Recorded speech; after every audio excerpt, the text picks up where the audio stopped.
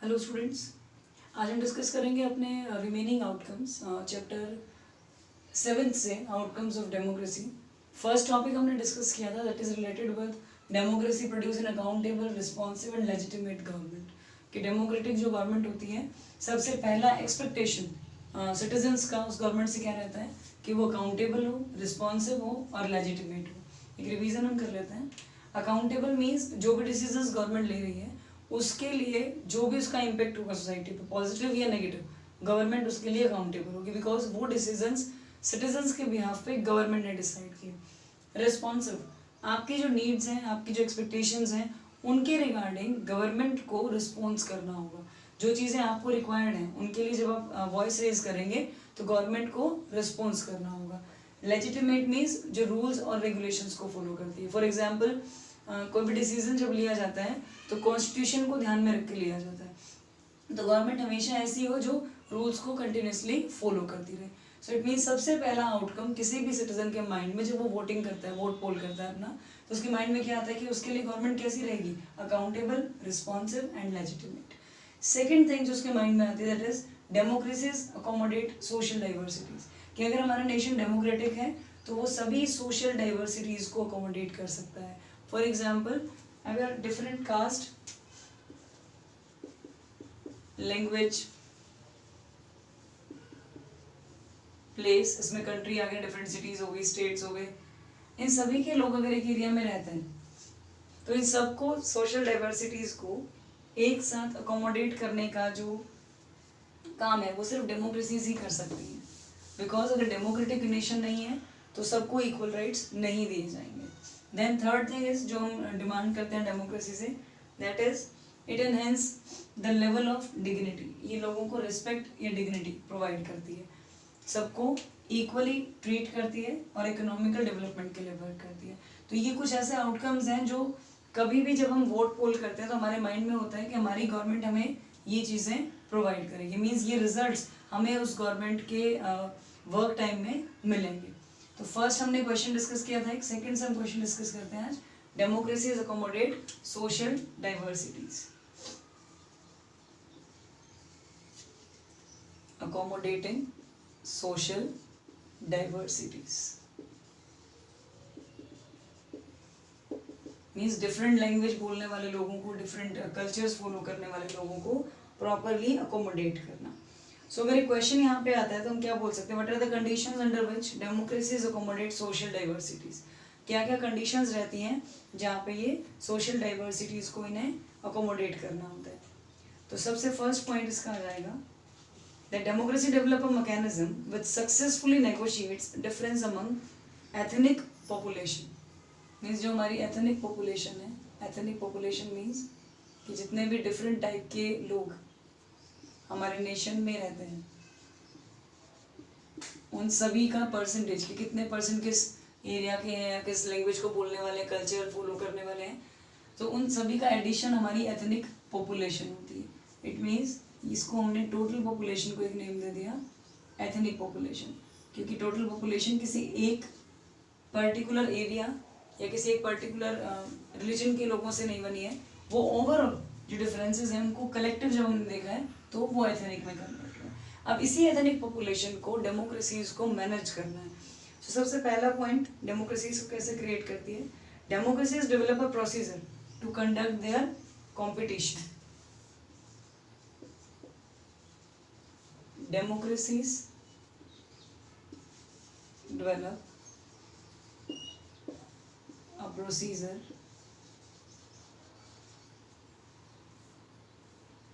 to conduct the competition,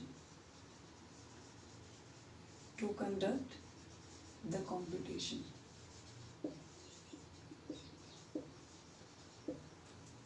अब अगर कोई भी डेमोक्रेसी कॉम्पिटिशन्स के लिए प्रोसीजर बना देती है तो ऑटोमेटिकली जो टेंशन्स हैं, जो एक्सप्लोसिव या वायलेंट होने के चांसेस हैं वो कम हो जाएंगे, क्योंकि उसी प्रोसीजर को सभी लोग फॉलो कर रहे हैं, चाहे वो किसी भी कम्युनिटी के पार्ट से बिलोंग करते हो।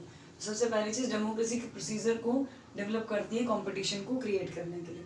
Second thing, no society can fully and permanently resolve the conflicts. जितने भी डिफरेंट ग्रुप्स हैं 100% श्योरिटी नहीं है इस चीज़ की कि सारे कॉन्फ्लिक्ट्स आपके रिजॉल्व हो जाएंगे। बट अगर हम डेमोक्रेसी की बात करते हैं तो इस केस में एक मैकेनिज्म होता है जिससे प्रिपेयर किया जाता है टू नेगोशिएट दीज डिफरेंसेस और दीज प्रॉब्लम्स। सो डेमोक्रेसी के केस में एक मैकेनिज्म को फॉर्म किया गया है। Mechanism is formed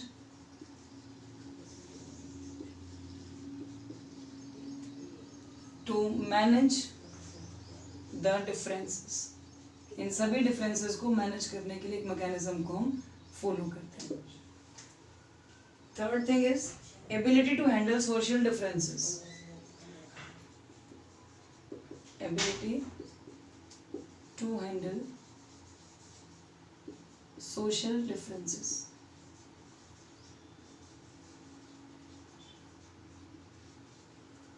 social differences को हैंडल करने का, डिविजन्स को हैंडल करने का और कॉन्फ्लिक्ट्स को एक डेफिनेट पॉइंट है जो सिर्फ डेमोक्रेटिक रिजाइम्स हमें प्रोवाइड करते हैं।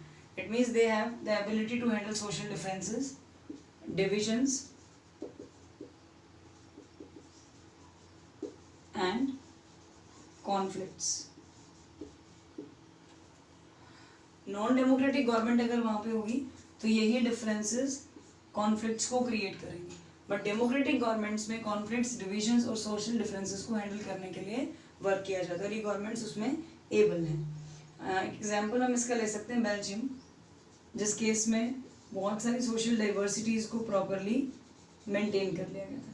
तो बेल्जियम इसका बेस्ट एग्जाम्पल है, जिस केस में सक्सेसफुली नेगोशिएशन हुआ था डिफरेंसेस को लेकर जो एथनिक पॉपुलेशन के थे, और इसी वजह से वहाँ पे जो पॉसिबिलिटीज़ थी टेंशन की उनको रिड्यूस भी कर लिया गया था।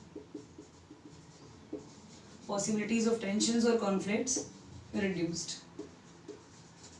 Because of division of power, and division of power means that government is working properly for the citizens.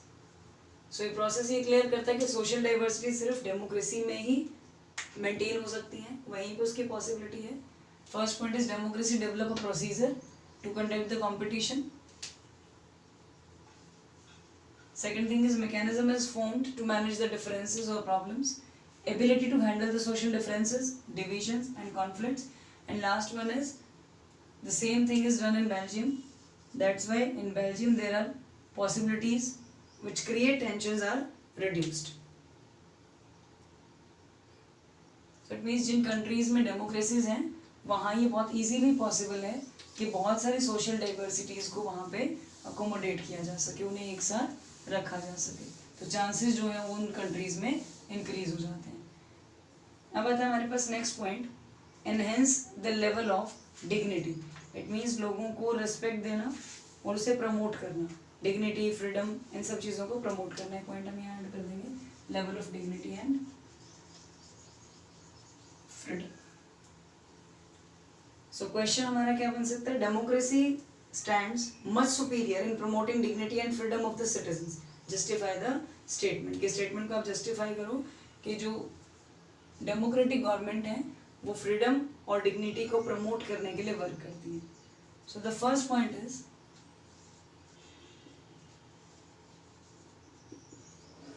that every individual, it means जब भी हम democracy की बात करते हैं तो सबके माइंड में एक चीज़ आती है कि हमें रिस्पेक्ट मिलनी चाहिए अपने फेलो बीइंग से, चाहे वो हमारी सोसाइटी है, हमारी फैमिली है, या हमारा एम्प्लॉयर है, या वो एरिया है जहाँ पे हम वर्क करते हैं। तो it means every individual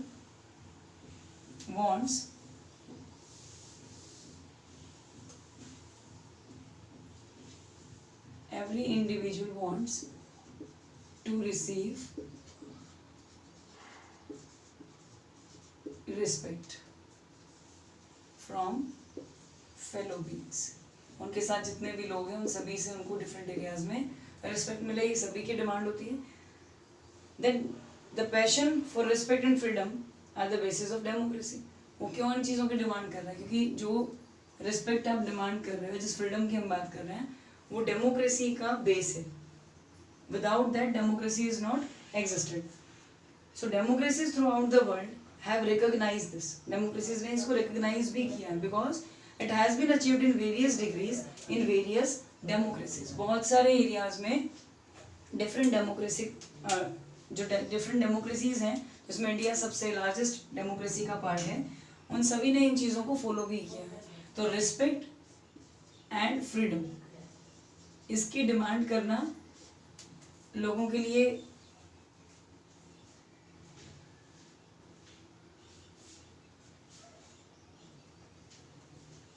democracies throughout the world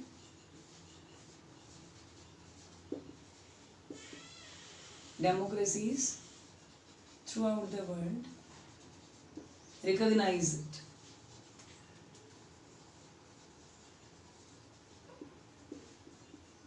democracies ने ऑल ओवर द वर्ल्ड ये चीज़ रिकग्नाइज भी की है कि वो डिफरेंट डिग्रीज में इस आउटकम को शो कर पाए, और दूसरी गवर्नमेंट जो है उनके लिए ये पॉसिबल नहीं है कि वो इक्वली ट्रीट कर सके और इस तरह की सिचुएशंस में रिजल्ट्स पॉजिटिव कर सके।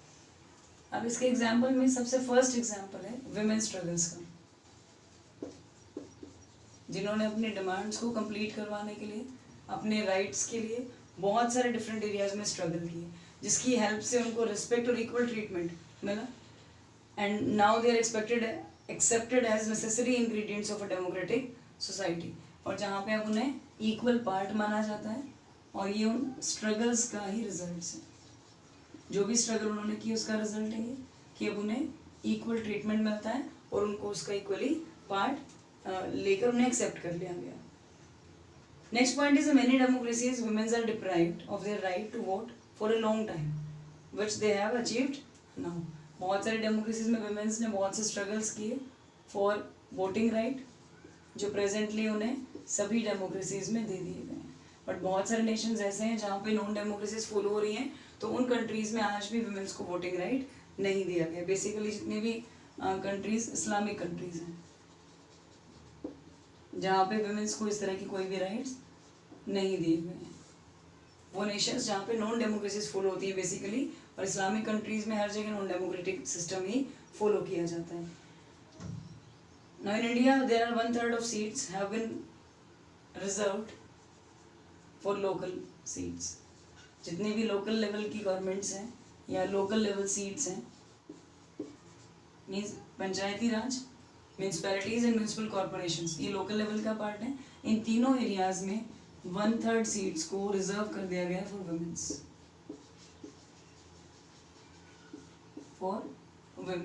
सो ये भी एक एग्जाम्पल है रिस्पेक्ट और डिग्निटी प्रोवाइड करने का, उसे मेंटेन करने का। And last thing is democracy has strengthened the claims of the disadvantaged and discriminated castes for equal status and equal opportunity। जितने भी areas discriminated हैं, SC,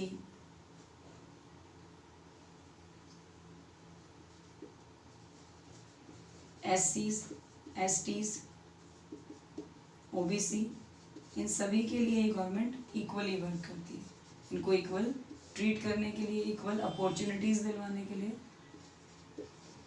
मीन्स ओवरऑल इक्वालिटी के लिए ये गवर्नमेंट फोकस्ड रहती है। Last thing is legal basis which works on the principle of individual freedom and dignity. Last में हम पढ़ते हैं कि हमारे पास कुछ लीगल बेसिस भी हैं, लॉ भी है हमारा, जिसके अकॉर्डिंग कह सकते हैं एक लीगल बेस है कि आप किसी भी पर्सन को फ्रीली रहने से, मूव करने से या इसको रिस्पेक्ट करने से इस राइट को उससे ले नहीं सकते। अगर आप ऐसा करते हो तो इट मीन्स आप एक राइट को वायलेट कर रहे हो, उसे तोड़ रहे हो। तो ये बेसिक चीज़ें हैं जो सिर्फ डेमोक्रेसी ही आपको प्रोवाइड करवा सकती है, जो ये एक्सप्लेन करती है कि ये सब चीज़ें आपकी डिग्निटी और आपकी फ्रीडम को, उसके लेवल को इंक्रीज कर रही है। अगर इन्हीं के कंपैरिजन में आप एक नॉन डेमोक्रेटिक नेशन का पार्ट है तो वहाँ पे आपको इस तरह का बेनिफिट प्रोवाइड नहीं होगा। सो इंडिविजुअल्स को रिस्पेक्ट मिले, सभी से इनकी रिक्वायरमेंट होती है। डेमोक्रेसीज जितनी भी हैं पूरे वर्ल्ड में, उन्होंने रिकॉग्नाइज किया कि वो इस चीज़ को कंप्लीट कर रही है कि वो अपने सिटीजन्स को रिस्पेक्ट प्रोवाइड करें। इसके साथ ही विमेन स्ट्रगल्स जितने भी हुए हैं, उन मैक्सिमम विमेन स्ट्रगल्स के रिजल्ट्स पॉजिटिव हैं। इट मीन्स इस तरह के नेशंस में अगर आप वॉइस रेज करते हैं तो उसके रिजल्ट्स भी आपको मिलते हैं, जो कि नॉन डेमोक्रेटिक एरियाज में पॉसिबल नहीं है, बेसिकली विमेंस के लिए नहीं है। वोटिंग राइट्स के लिए डिमांड किया गया। इस्लामिक नेशंस को अगर हम छोड़ दें, मैक्सिमम कंट्रीज और बेसिकली जितने डेमोक्रेटिक कंट्रीज हैं उन सभी में वोटिंग राइट इक्वल है, 1 पर्सन 1 वोट। लोकल लेवल पे सीट्स का रिजर्व होना ये सिर्फ डेमोक्रेसीज में ही है। हम इसमें इंडिया का एग्जांपल ले रहे हैं। जहाँ पे 1/3 सीट्स लोकल एरियाज में म्यूनसिपैलिटीज, म्यूनसिपल कॉरपोरेशंस या पंचायत में वुमेन्स के लिए फिक्स कर दी गई हैं। लास्ट थिंग है, जितने भी डिस्क्रिमिनेटेड ग्रुप्स हैं, SCs, STs और OBCs, किसी भी लेवल पे अपॉर्चुनिटीज़ के लिए, इक्वली ट्रीटमेंट के लिए, उन सभी के लिए भी डेमोक्रेसी वर्क कर रही है ताकि उनको इक्वल अपॉर्चुनिटीज़ प्रोवाइड करवाई जा सके। और लास्ट थिंग है, हमारे पास लीगल बेस है, मीन्स लीगली ये चीज़ एक एक्ट है कि आप किसी के फ्रीडम को या डिग्निटी के राइट को उससे ले नहीं सकते। इट मीन्स आप एक राइट को वायलेट कर रहे हो, आप अपनी ड्यूटीज़ को कम्प्लीटली नहीं कर रहे हो। अब आता है हमारे पास नेक्स्ट क्वेश्चन जो आपका रिलेट करता है नेक्स्ट पॉइंट से, promotes equality. It means dignity मिल गई आपको, आपका ट्रीटमेंट आपके साथ बेटर हो रहा है, आप फ्रीली मूव कर सकते हो, काम कर सकते हो। उसके साथ साथ हमें एक और राइट की रिक्वायरमेंट है या एक आउटकम जो हम अपने डेमोक्रेटिक गवर्नमेंट से डिमांड करते हैं, वो आता है that it promotes equality. It means government equally treat करे जितने भी सिटीजन हैं उन सभी को, उसमें कोई भी ऐसा इशू नहीं हो जिसमें कुछ लोगों के लिए बेटरमेंट और कुछ लोगों को इग्नोर किया जा रहा है। सो इस क्वेश्चन में हम क्या बोल सकते हैं, democracy must look after the interest of all, वो सभी के लिए काम करती है और जब सबके लिए काम करेगी तो ऑटोमेटिकली क्या हो जाएगा, इक्वालिटी क्रिएट होगी। सो इस पॉइंट के according say that democracy must look after the interest of all. The interest of all. Democracy क्या करे, सबके इंटरेस्ट के लिए वर्क करे। सो डेमोक्रेसी का जो वे है उसको कंटिन्यू करने का, वो दूसरों से डिफरेंट होना चाहिए, बिकॉज डेमोक्रेसी में गवर्नमेंट को चूज करने वाले सिटीजन्स हैं। तो अगर सिटीजन्स के लिए वो वर्क नहीं करेगी तो नेक्स्ट टाइम जो सिटीजन्स हैं अपने राइट का यूज़ करेंगे और डेमोक्रेटिक गवर्नमेंट को या उनके जो लीडर्स हैं उन लीडर्स को वो चेंज कर देंगे। तो इसमें फर्स्ट आ जाएगा हमारे पास, democracy believes in and work for equality. Democracy एक ऐसी गवर्नमेंट है, democracy beliefs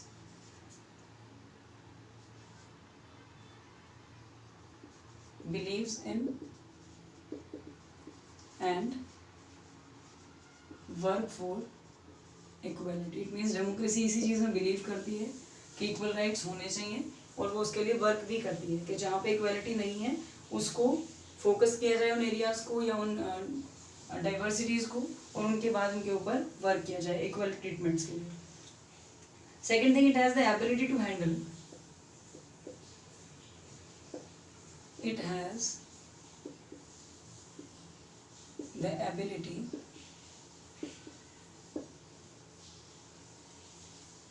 to handle the differences, or we can say the social differences, जितने भी डिफरेंट सोशल डिफरेंसेस हैं, कास्ट के बेस पे, सोशल सोसाइटी के बेस पे, डिफरेंट रिलीजन, रेस, लिंग्विस्टिक, किसी भी तरह की, उन सभी सोशल डिफरेंसेस के रिस्पेक्टिवली ये वर्क करती है और सबको इक्वली ट्रीट करती है। इट मीन्स यहाँ पे कोई भी सोशल डिफरेंस है, चाहे वो लैंग्वेज बेस्ड है, कास्ट बेस्ड है, एज के अकॉर्डिंग है, किसी भी क्राइटेरिया से जब आप डिफ्रेंशिएट करते हो किसी को, या वो रेस जो मेनली हमारे उसमें होता है रेसिज्म, किसी भी बेस पे कोई भी डिफरेंस है तो उसे हैंडल करने की एबिलिटी सिर्फ डेमोक्रेसीज में ही है, क्योंकि वो सभी को इक्वल ट्रीट करना चाहती है। तो वो पर्सन किसी भी लैंग्वेज, कास्ट या रेस से बिलोंग करता हो, उसका ट्रीटमेंट या उसके लिए जो रूल्स रेगुलेशंस हैं वो एग्जैक्टली इक्वल प्रिपेयर किए जाएंगे। इसके बाद हमारी सोसाइटी का discriminated portion, womens, it gives equal treatment to womens को भी इक्वली ट्रीट करता है सभी रूल्स रेगुलेशंस के लिए, पार्टिसिपेशन के लिए, जहाँ वो कंट्रीब्यूट करना चाहें, तो हर चीज़ में वुमेन्स को भी इक्वल ट्रीटमेंट दिया गया है। It also cares equally for majority and minority, it cares for minority and majority as well. It means किसी भी एक पर्टिकुलर पोर्शन पे ज़्यादा या कम फोकस नहीं होगा। मेजॉरिटी जिनका पॉपुलेशन में नंबर ज़्यादा है, माइनॉरिटी जिनका पॉपुलेशन में नंबर कम है, उन ग्रुप्स को, दोनों ग्रुप्स को एक ही लेवल पे ट्रीट किया जाएगा। It means it cares equally for majority and minority, ये इक्वली उन्हें ट्रीट करता है। Now democracy in India has also strengthened the claims of the disadvantaged. जितने भी क्लेम्स हैं जो डिसएडवांटेज पीपल हैं, उन सभी के क्लेम्स को भी डेमोक्रेसी स्ट्रेंथन करती है, उनके लिए वर्क करती है। Democracy in India has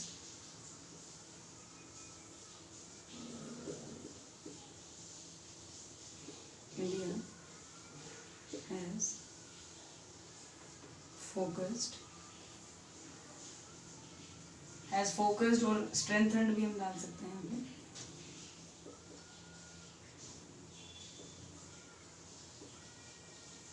Democracy in India has focused or strengthened the claims of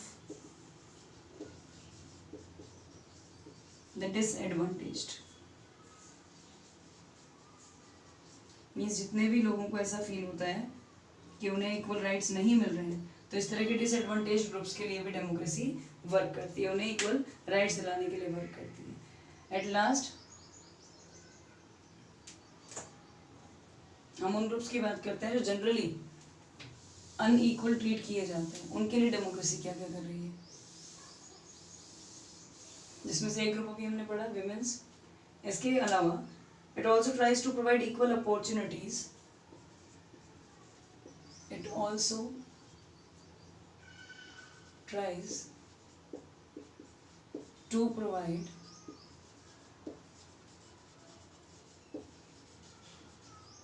equal opportunities to minority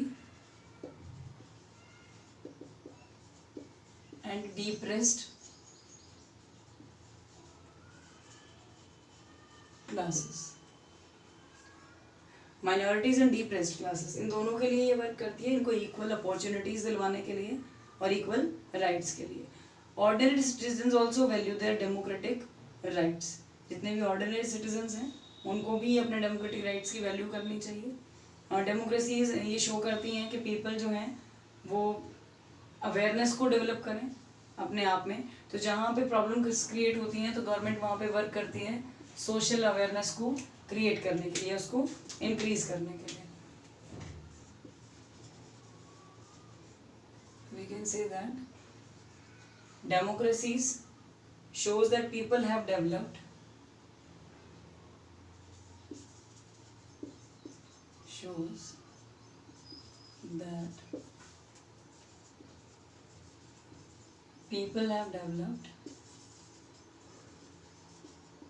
awareness, कि लोगों के बीच में अवेयरनेस होनी चाहिए, इस चीज़ को लेके भी वो फोकस्ड रहती है। It has the ability to expect and look critically at power holders. इसमें एक एबिलिटी है कि एक्सेप्ट करे और जो पावर होल्डर्स हैं उनको भी रीचेक करती रहे। इट मीन्स ऐसा नहीं कि गवर्नमेंट जब बन जाती है तो उन पावर होल्डर्स के ऊपर कोई हेड नहीं है, उनको कोई देखने वाला नहीं है। इन्हीं पावर होल्डर्स को देखने के लिए डेमोक्रेटिक गवर्नमेंट ने हमारे जुरिस्डिक्शन को बनाया है, जो ओवरऑल पूरे नेशन को देखते हैं, और उसमें इक्वली वो पावर होल्डर्स के ऊपर भी एक तरीके से एक रोल प्ले करते हैं और उनको एबिलिटी रखते हैं कि उनको उनकी प्रॉब्लम्स को, या अगर कहीं पे हमारी पावर होल्डर्स जो है वो गलत डिसीजंस लेते हैं तो उसके लिए भी जुरिस्डिक्शन जो है वो डिसीजंस ले सकती है। अब नेक्स्ट क्वेश्चन हमारा आता है इकोनॉमिक डेवलपमेंट से, कि इकोनॉमिक डेवलपमेंट जो है उसमें डेमोक्रेसी क्या रोल प्ले कर रही है।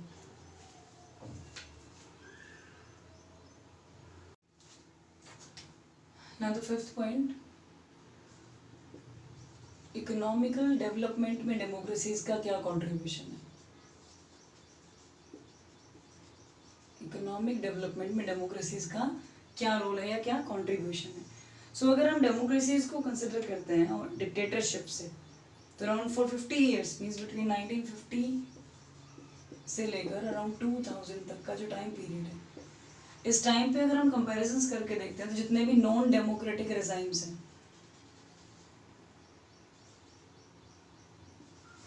जितने भी नॉन डेमोक्रेटिक एरियाज हैं, उनका इकोनॉमिक डेवलपमेंट हमारे कंपैरिजन में ज़्यादा बेटर है।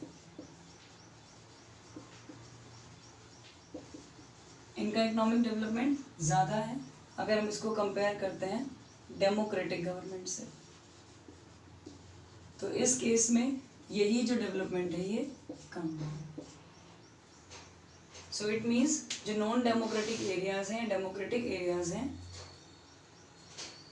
उनके कंपैरिजन में इकोनॉमिक डेवलपमेंट का रेशो अगर कंपेयर किया जाए कि डेमोक्रेटिक बेटर है या नहीं, तो हम इकोनॉमिक डेवलपमेंट को देखेंगे नॉन डेमोक्रेटिक में वो ज़्यादा बेटर है comparatively.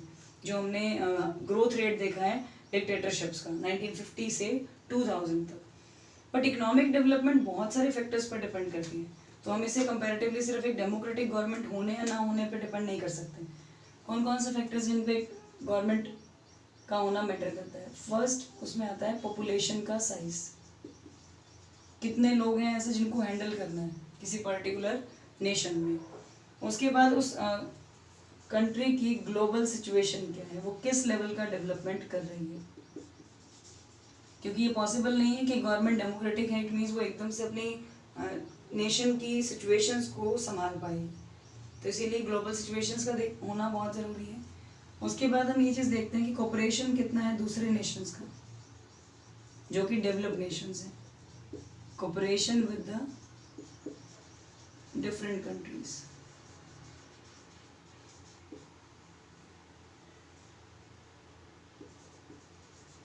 Different Nations it means दूसरे नेशंस के साथ कितना कोऑपरेशन है, बट नहीं from. Next thing is economic priorities क्या हैं जो कंट्री फॉलो कर रही है, मीन्स किन चीज़ों को सबसे पहले वो डेवलप करने पे वर्क करती है। So economic priorities of the country. So इस तरीके से बहुत सारे ऐसे पॉइंट्स हैं जिन पे एक नेशन का डेवलपमेंट डिपेंड करता है। तो इट मीन्स आप किसी एक पर्टिकुलर चीज़ को देखते हुए ये नहीं बोल सकते कि डेमोक्रेटिक गवर्नमेंट बेटर नहीं है, नॉन डेमोक्रेटिक बेटर है अगर हम इकोनॉमिक डेवलपमेंट की बात करते हैं। बिकॉज इकोनॉमिक डेवलपमेंट एक ही चीज़ के ऊपर बेस्ड नहीं है कि गवर्नमेंट डेमोक्रेटिक है तो इकोनॉमिक डेवलपमेंट भी हो जाएगा। इकोनॉमिक डेवलपमेंट जो है वो बहुत सारे क्राइटेरियाज के ऊपर डिपेंड करता है कि किसी भी नेशन में डेवलपमेंट तभी पॉसिबल है जब वहाँ पे आपकी पॉपुलेशन साइज नॉर्मल हो, ग्लोबल सिचुएशंस आपकी बहुत बेटर हो, कोऑपरेशन ज़्यादा हो डिफरेंट नेशंस का, और इकोनॉमिक प्रायोरिटीज़ आपकी डेवलपमेंट के लिए। इट मीन्स आप ज़्यादा फोकस्ड हो जीडीपी ग्रोथ के लिए, ओवरऑल डेवलपमेंट के लिए, सो ऑटोमेटिकली वो चीज़ होगी। तो अगर हम सिग्निफिकेंट डिफरेंसेस देखते हैं इकोनॉमिक ग्रोथ की between the countries which are having democracies और डिक्टेटरशिप्स, तो बेटर परफॉर्मेंस यहाँ पे बेसिकली सिर्फ इकोनॉमिक डेवलपमेंट पे रहेगा नॉन डेमोक्रेटिक रिजाइम्स का। बट ओवरऑल अगर हम देखेंगे तो जितनी फैसिलिटीज़, जितने राइट्स या बेटरमेंट की चांसेस डेमोक्रेटिक गवर्नमेंट्स में है, वो सब चांसेस आपको नॉन डेमोक्रेटिक रिजाइम्स में कभी नहीं मिल सकते। सो इट मीन्स ओवरऑल अगर हम एक स्टडी करते हैं इन सारे टॉपिक्स का, तो इसके अकॉर्डिंग हमें क्या क्लियर होता है कि डेमोक्रेटिक जो गवर्नमेंट्स हैं वो ज़्यादा बेटर है, क्योंकि वो आपको ज़्यादा राइट्स, ज़्यादा प्रॉपर ड्यूटीज़ प्रोवाइड करती हैं। उसके बाद आपकी नीड्स, आपकी एक्सपेक्टेशंस के लिए रिस्पॉन्सिव रहती हैं, रूल्स और रेगुलेशंस को फॉलो करके वर्क करती हैं, सोशल डाइवर्सिटीज़ को अकोमोडेट करती हैं। आप किसी भी नेशन का पार्ट हो, कहीं से भी आप माइग्रेट हुए, बट प्रेजेंटली अगर आप यहाँ के रेजिडेंट हो तो आपको इक्वली ट्रीट किया जाएगा और यहाँ पे आपको अकोमोडेट भी किया जाएगा। सो डिग्निटी और फ्रीडम, ये चांसेस भी आपको डेमोक्रेसीज में मिलते हैं। इक्वालिटी को प्रमोट करना, आप किसी भी रेस का पार्ट हो, किसी भी रिलीजन का पार्ट हो या किसी भी रिलीजन को फॉलो करते हो, तो आपके लिए जो राइट्स होंगे, जो रूल्स होंगे, वो एग्जैक्टली सेम होंगे। और last one is economic development.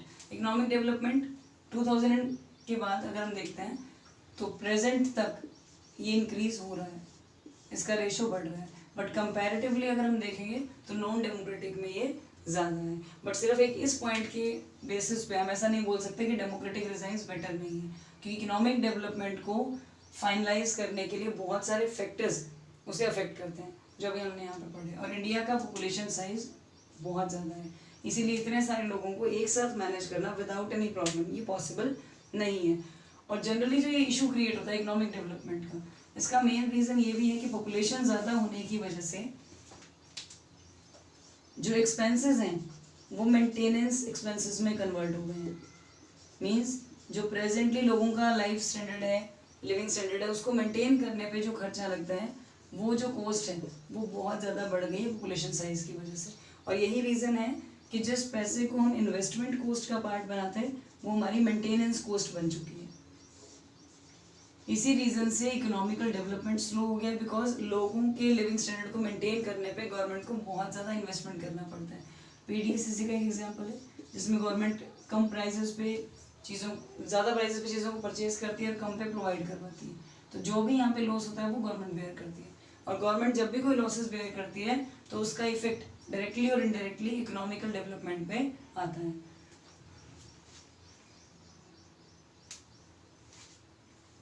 तो अब इसके अकॉर्डिंग हम बहुत क्लियरली ये बता सकते हैं कि जो हमारा डेमोक्रेटिक सिस्टम है वो ज़्यादा बेटर है in comparison to non democratic, जिसमें आपके डिक्टेटरशिप्स हैं, ऑटोक्रेटिक रूलर्स हैं, उनका जो सिस्टम है उससे कहीं बेटर हमारी डेमोक्रेसी है,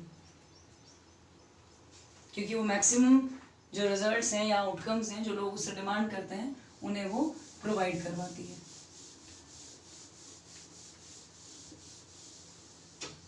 तो ये सेकंड क्वेश्चन है इसका, फर्स्ट में जिसमें आप कंपैरिजन करेंगे और सेकंड जहाँ पे आप आउटकम्स को मेंशन करोगे।